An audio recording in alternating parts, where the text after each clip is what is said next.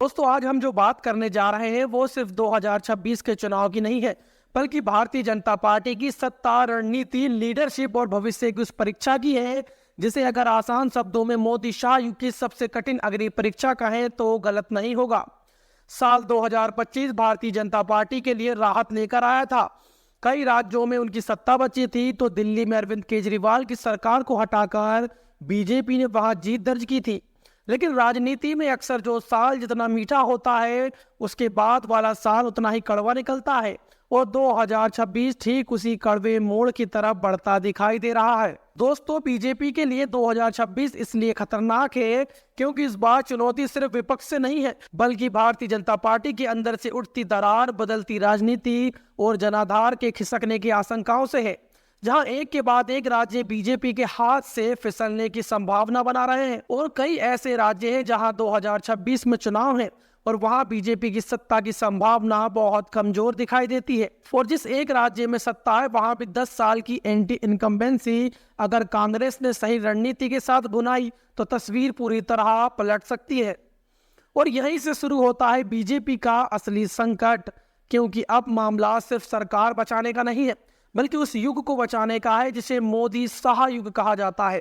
और सवाल यह है कि क्या यह युग पहले की तरह अजय रह पाएगा, क्योंकि बीजेपी के अंदर एक नया दौर शुरू हो चुका है और जिसे जनरेशन शिफ्ट कहा जा रहा है।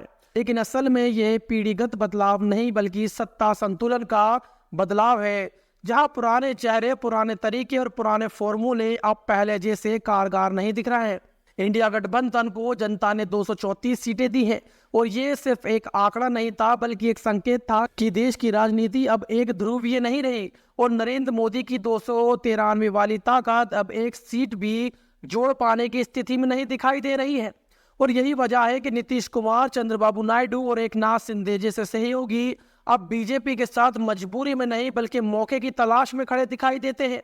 और जिस दिन विपक्ष ने वैकल्पिक सत्ता का रास्ता साफ किया उसी दिन एनडीए की पालकी हल्की पड़ सकती है। और वहीं राहुल गांधी की राजनीति अब सरकार बनाने से ज्यादा सरकार बनवाने की दिशा में जाती दिखाई दे रही है, और यही रणनीति 2026 को बीजेपी के लिए और ज्यादा असहज बना रही है।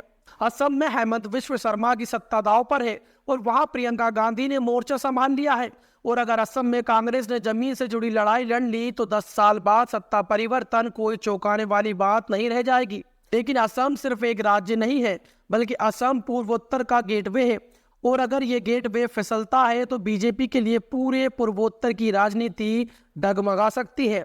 और अब नजर डालिए बंगाल, तमिलनाडु और केरल पर, जहां कुल 101 लोकसभा सीटें हैं, लेकिन बीजेपी के पास वहां सिर्फ 13 सीटें हैं। और सवाल यह है कि क्या ये संख्या बढ़ेगी या और भी सिमट जाएगी। बंगाल में बीजेपी 18 से 12 पर आ चुकी है।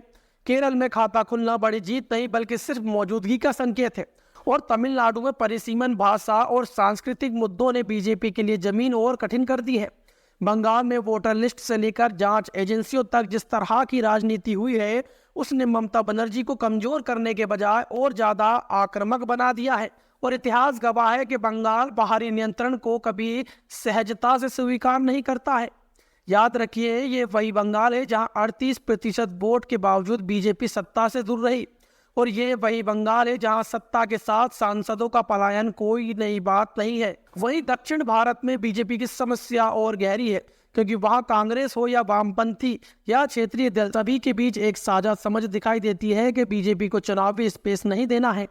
और कर्नाटक इसका अपवाद रहा, क्योंकि वहां कांग्रेस की मौजूदगी ने बीजेपी को एंट्री का रास्ता दिया है, लेकिन केरल, तमिलनाडु और बंगाल जैसे राज्यों में यह रास्ता लगभग बंद दिखाई देता है। और बीजेपी की राजनीति हिंदी भाषी राज्यों में तो काम कर सकती है, लेकिन जैसे ही राजनीति गंगा से गोदावरी की ओर बढ़ती है, चुनावी हिंदुत्व की धार कुंद होती चली जाती है। और वहीं 2024 के लोकसभा चुनाव ने यह साफ कर दिया था कि मोदी शाह की राजनीति अब ढलान पर है, और उसके बाद अलग अलग समय पर चुनाव करवाना, प्रशासनिक नियंत्रण और मशीनरी का इस्तेमाल इस गिरावट को छिपाने की कोशिश भर नजर आता है।